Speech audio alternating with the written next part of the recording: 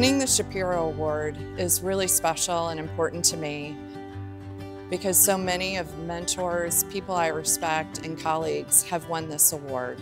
I am honored to be a part of this group and to be recognized for my career in association management.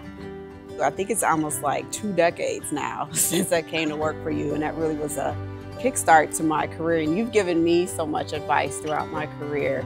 Can you talk a little bit about what is some of the best advice that you've ever received as you've navigated your association career?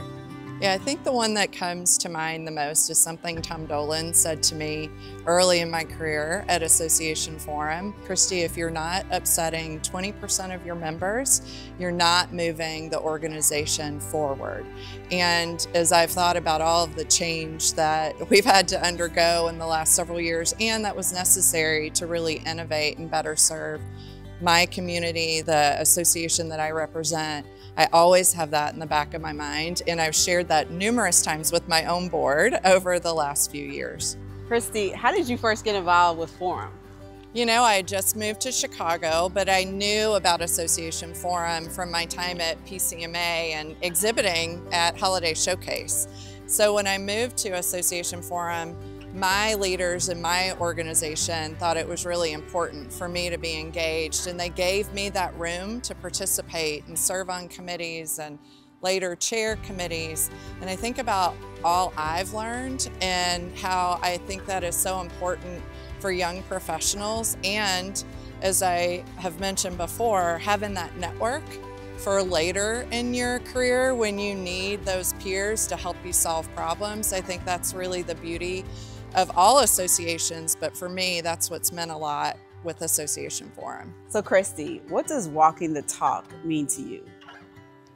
I think it means that when you are a leader, that you exhibit the same characteristics, professionalism, ideas that you ask your staff to exhibit and display in all of their daily work. So when that opportunity arises, that you're reinforcing those things that you're expecting of those around you.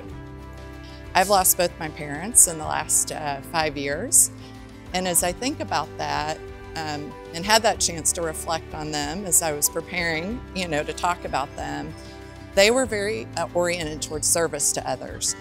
My dad was never happier unless he was cooking a meal for someone.